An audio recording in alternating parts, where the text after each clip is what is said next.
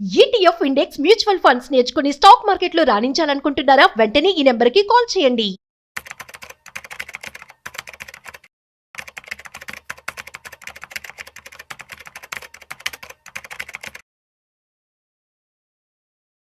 నమస్తే, welcome back to Suman T. Present మనతో పాటు ఉన్నారు స్టాక్ మార్కెట్ అనలిస్ట్ సుందరామరెడ్డి గారు. నమస్తే సార్. నమస్తే. Sir, mutual funds small cap, mid cap ఇవన్నీ ఉంటాయి కదా సార్. సో దీంట్లో ఇలాంటి మార్కెట్ అన్సర్టైనిటీ ఉన్నటువంటి ఈ టైంలో మరి రిస్క్ మేనేజ్మెంట్ అనేది ఎలా చూసుకోవాలి అంటారు? యా, అండ్ ఒక స్మాల్ క్యాప్సే కదండి, ఏ మ్యూచువల్ ఫండ్ సరే, ఏ ఇండెక్స్ ఫండ్ అయినా సరే, ఏ ఎసెట్ క్లాస్ అయినా సరే, సర్టన్ రూల్స్ పాటించడం ద్వారా ఏంటంటే మన రిస్క్ని ఎంతకంత తగ్గించుకోవచ్చు అనమాట. ఖచ్చితంగా 100% ఎస్కేప్ అవ్వలేడు, బట్ రిస్క్ని బెటర్ వేలో మేనేజ్ చేయొచ్చు అనమాట.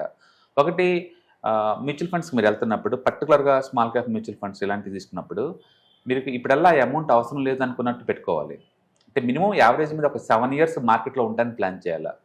హిస్టరీ ఏం చెప్తుందంటే, మీరు కనుక 7 సంవత్సరాల కన్నా ఎక్కువ మార్కెట్లో ఉంటే కనుక లిటరల్లీ మీ రిస్క్ 0 అని చెప్తుంది. అంటే షార్ట్ టర్మ్లో మార్కెట్ ఏమైనా అయ్యి ఉండొచ్చు, బట్ 7 సంవత్సరాలు కనుక మార్కెట్లో మినిమం ఉంటే మీరు లాస్ అయ్యే ఛాన్స్ 0.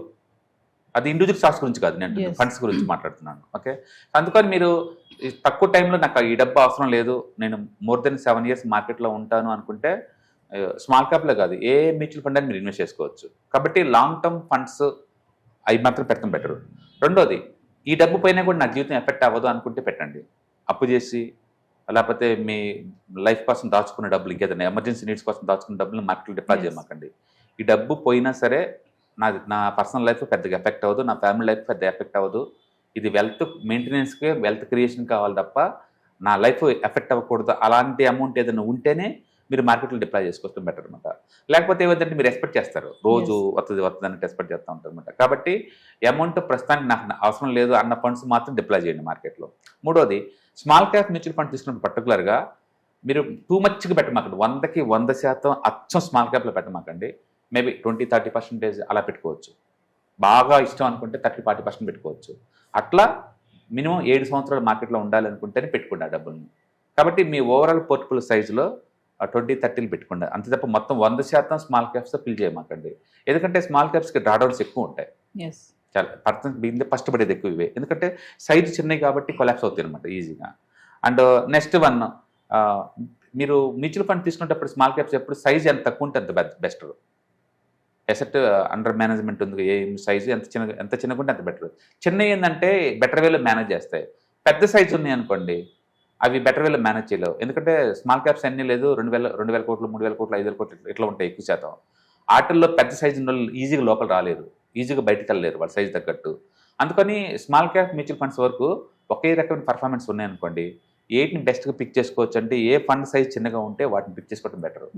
అందుకని మీరు ఫండ్ చూస్ చేసుకునేటప్పుడు చిన్న సైజు మెయింటైన్ చేసే వాటిని అంటే పిక్ చేసుకోవచ్చు.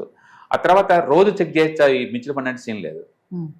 అంటే డైలీ కాదు, మీరు ఒక 3 months 6 months ఇలా ఏదైనా ఒక రివ్యూ డేట్ పెట్టుకోండి. ఆ టైంలో రివ్యూ చేయండి. అంటే అస్సలు రివ్యూ చేయకపోయినా బ్యాడే, ఫ్రీక్వెన్సీగా రోజు చూస్తున్నా బ్యాడే. అంటే మ్యూచువల్ ఫండ్స్ రోజు షేక్ అవుతూ ఉంటాయి అటు ఇటు. మొన్న ఒక్కరోజే 1 lakh లాస్ అయ్యారు మ్యూచువల్ ఫండ్లో. 3.5% పడ్డాయి మ్యూచువల్ ఫండ్ పోర్ట్ఫోలియో. బట్ ఏ రోజుకి ఆ రోజు నువ్వు అలా చూడకూడదు, ఎందుకంటే మొన్న మళ్ళీ మార్కెట్ రికవర్ అయింది కదా, మళ్ళీ ఈజీగా వచ్చేసి ఉంటాయి అనమాట. అందుకని particular small cap mutual funds అసలే చూడకూడదు, ఎందుకంటే 4-5 కూడా డ్రాప్ అవుతుంటాయి. కాబట్టి డైలీ చూడకూడదు. రెండో, చాలా మంది చేసే పని ఏంటంటే మార్కెట్ పడంగానే ప్యానిక్ గురయ్యి ఎస్ఐపీలు ఆపేస్తారు. యాక్చువల్గా that is the best time to double your ఎస్ఐపీలు. ఎక్కువ ఎస్ఐపీలు తీసుకోండి. హ్యూమన్స్ ఏంటంటే రీసెంట్ బయాస్ ఎక్కువ. మనం రీసెంట్గా ఎండలు ఎక్కువ అవుతున్నాయి అనుకోండి, టూ మచ్గా ఎండలు ఉంటాయి జీవితం మొత్తం అనుకుంటాం. చలికాలం రాగానే బట్ టూ మచ్ సెల్ ఉంది, ఈ సంవత్సరం జీవితకాలం సెల్ ఉంటుంది అనుకుంటాం. అంటే రీసెంట్గా ఏం జరిగితే అది జీవితకాలం ఉంటుంది అన్నట్టు ఫీల్ అవుతాం మనం. అన్ని సీజన్లో ఈ సీజన్ కూడా పాస్ అవుతుంది అన్నట్టు ఊహించుకోలేము. ఓకే, అలాగనే ఈ ప్యానిక్లో ఉన్నప్పుడు ఏమవుతుందంటే అందరూ ఇంకా ఎక్కువ డబ్బులు ఎక్కువ లాస్ అవుతామని చెప్పేసి ఎస్ఐపీలను ఆపేస్తారు. బట్ మీరు ఈ టైంలోనే ఎస్ఐపీలు డబల్ చేయాలి. యాక్చువల్గా డబల్ చేసి మార్కెట్ రికవరీ దాకా తర్వాత మామూలు ఎస్ఐపీలు పెట్టుకోవచ్చు. అందుకని ఎవరైతే మార్కెట్ పడేటప్పుడు ఎక్కువ ఎస్ఐపీలు డబల్ చేస్తారో వాళ్ళకి త్వరగా మనీ వస్తుంది. ఎందుకంటే తక్కువ రేటు దగ్గర ఎక్కువ యూనిట్ గ్యాదరింగ్ కాబట్టి అది బెనిఫిట్ అవుద్ది లాంగ్ టర్మ్ పాయింట్ ఆఫ్ లో. అదొకటి. అండ్ ఫైనల్గా ఏంటంటే అప్పుడప్పుడు మార్కెట్ క్రాష్ అయిందనుకోండి, బల్క్లో పెట్టండి, దాన్ని ఈజీగా హ్యాండిల్ చేసుకోవచ్చు. సో మొత్తానికి మీరు 7 సంవత్సరాల కంటే పైన ఉండేలాగుంటేనే అండ్ మ్యూచువల్ ఫండ్ తీసుకోండి. 1 yearకి 2 yearsకి అలా రామాకండి. రెండోది, అలొకేషన్ కంట్రోల్లో పెట్టుకోండి. అండ్ 30-40% కన్నా ఎక్కువ స్మాల్ క్యాప్ ఇన్వెస్ట్ చేయొద్దు. మూడోది ఏఎంసీ చూస్ చేసుకుందాం అనుకున్నప్పుడు పర్ఫార్మెన్స్ బాగున్నట్టు చూస్ చేసుకోండి. ఒకవేళ రెండిటి బాగుంది, రెండు ఫండ్స్ పర్ఫార్మెన్స్ బాగుందంటే ఏ సైజ్ తక్కువ ఉంటే దాన్ని తీసుకోండి. అంటే తర్వాత ఎస్ఐపిఎల్ని కంటిన్యూ చేసుకోండి. పర్టికులర్గా ప్యానిక్ అయ్యి అంటే క్రాషెస్ జరిగినప్పుడు మాత్రం లంసం లోడ్ చేసుకొని ఎస్ఐపిఎల్ కంటిన్యూ చేసుకోండి. అండ్ మనకి ఇప్పుడు ఈ డబ్బు మనకి ఇప్పుడు అవసరం లేదు, ఒక 4-5 years దాకా నాకు అవసరం లేదా అనుకున్న డబ్బును మాత్రం మార్కెట్లో పెట్టండి. ఇలాంటి పెడతం ద్వారా రిస్క్ని ఎంతకంత మేనేజ్ చేసుకోవచ్చు. మనం మార్కెట్ క్రాష్ ఏదైనా అడ్డుకోలేము, దాని ద్వారా ఏదైనా బెనిఫిట్ ఉంటే తీసుకోవడం తప్ప.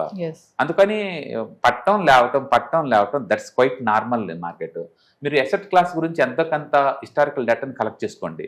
అది రియల్ ఎస్టేట్లో పెడుతున్నా, డెట్ ఫండ్స్లో పెడుతున్నా, గోల్డ్లో పెడుతున్నా, మీరు ఎక్కడ పెడుతున్నా సరే డబ్బుని ఇది లాస్ట్ 20-30 years నుంచి బిహేవియర్ ఎలా ఉంది, పడితే ఎంత పడుతుంది, పెరిగితే ఎంత పెరిగిద్ది, అది మొత్తం స్టడీ చేశారనుకోండి మీకంటూ ఒక అండర్స్టాండింగ్ వస్తుంది. అండర్స్టాండింగ్ లేకుండా ఏ ఎసెట్ క్లాస్లో పెట్టమాకండి, ఎందుకంటే భయపడుతూ మనం ఎక్కువ వెల్త్ క్రియేట్ చేయలేము. మీరు ఇందాక ప్యానిక్ సిచ్యువేషన్స్ అన్నారు కదా సార్, అలాంటి టైంలో స్మాల్ ఇన్వెస్టర్స్ ఉంటారు, వాళ్ళు ఎలా చూసుకోవాలి, వాళ్ళ పోర్ట్ఫోలియో కానీ ఎలా బిల్డప్ చేసుకోవాలి? ఎవరైనా సరే మీకు అఫోర్డబిలిటీ లాస్ పెట్టుకుని, సపోజ్ మంత్లీ నాకు ఒక 10,000 మిగులుతాయి అనుకోండి, అందులో ఒక 4,000-5,000 మ్యూచువల్ ఫండ్ ఎస్ఐపి పెట్టాను అనుకోండి, అది నాకు ఎఫెక్ట్ అవ్వను కదా, పడితే నాకెందుకు పెరిగితే నాకెందుకు, అలా గ్రో అవుతూనే ఉంటాయి. ఇప్పుడు ఏమవుతుందంటే ఎక్కువ యూనిట్ కలెక్ట్ అవుతాయి, అవును పర్ఫార్మెన్స్ లేదు, బట్ యూనిట్స్ అయితే ఎక్కువ అవుతున్నాయి కదా, రేపొద్దున ఏమవుతుంది మార్కెట్ బాగా పెరిగిన తర్వాత యూనిట్ రేట్ తక్కువ వస్తాయి నాకు, బట్ ఎక్కువ రేటు పెరిగింది కాబట్టి నేను అమ్మేసుకోవచ్చు కొన్ని యూనిట్లు, ఇంకా తక్కువ రేట్లు కొన్నారు కదా. అందుకని మీ ఇంటెలిజెన్స్ అంతా లేదు, తక్కువ రేటు దగ్గర ఎక్కువ యూనిట్స్ ఎంత కలెక్ట్ చేశారన్న దాన్ని బట్టి మనీ వస్తుంది తప్ప మార్కెట్ మూడు తగ్గట్టు మనం మారిపోవడం కాదు. అందుకని ఫైనాన్షియల్ గోల్స్ ఇంపార్టెంట్. మీరు ఏదైనా తీసుకునేటప్పుడు ఎప్పటికీ డబ్బు కావాలి, ఎంత డబ్బు కావాలి, అంటే ఈ అసెట్ గురించి నీకు ఎంత తెలుసు, రిస్క్ ఎంత తీసుకుంటారు, ఇవన్నీ తెలుసుకోవటం ద్వారా అంటే ముందు మనం ప్రెడిక్ట్ చేయొచ్చు. అందుకని మార్కెట్లో ఇలా పట్టాన్ని ప్రెడిక్ట్ చేయొచ్చు అంటే అవును చేయొచ్చు, ఈ రీజన్తో పడితే ప్రెడిక్ట్ చేయలేవు. అంటే ఇప్పుడు జనవరి పడింది, ఫిబ్రవరి పడింది, మార్చి పడింది అంటే బికాస్ ఆఫ్ ది ఇప్పుడు పడింది వారు వల్ల. బిలీవ్ మీ ఎవ్రీ ఇయర్ జనవరిలో ఫిబ్రవరిలో పడుద్ది మార్కెట్. మన నెక్స్ట్ ఇయర్ ఏ రీజన్ ఇవ్వబోతున్నారు మీరు? ఖచ్చితంగా రీజన్ ఇవ్వలేరు, బట్ పడుద్ది. ఎందుకు అలా చెప్తున్నారంటే ఎవ్రీ ఇయర్ పడుతుంది కాబట్టి. అందుకని హిస్టరీని స్టడీ చేసే కొద్దీ నీకు క్లూ వస్తుంది, ఆ ఎసెట్ క్లాస్ యొక్క బిహేవియర్ మనకు అర్థమవుతుంది. కాబట్టి ప్రతిసారి ఏదో ఒక న్యూస్ తోటి, కొత్త న్యూస్ తోటి మార్కెట్ డౌన్ అవుతుంది, బట్ రికవర్ అవుతుంటుంది.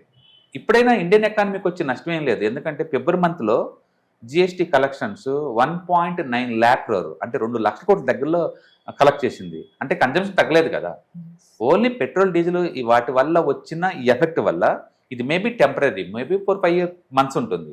బట్ ఆ న్యూస్ ఉన్నందుకే కదా తక్కువ రేటు స్టాక్స్ దొరుకుతుంది. బట్ కాబట్టి ఈ టైంలో కలెక్ట్ చేసుకోవచ్చు, అంటే పెరిగిన తర్వాత అమ్ముకోవచ్చు. కాబట్టి మీ దగ్గర పేషెన్సీ ఉండాలి, లాంగ్ టర్మ్ విజన్ ఉండాలి, అండ్ ఇది డిస్పోజబుల్ ఇన్కమ్ ఉంటేనే ఇక్కడ ఎంటర్ అవ్వాలి. చాలామంది ఏంటంటే అప్పు తెచ్చి ఎంటర్ అవుతారు అండ్ స్పెక్యులేషన్ చేస్తూ ఉంటారు. అది అందరికీ కాదు, ఎక్స్పర్ట్స్గా వర్కౌట్ అవుద్ది.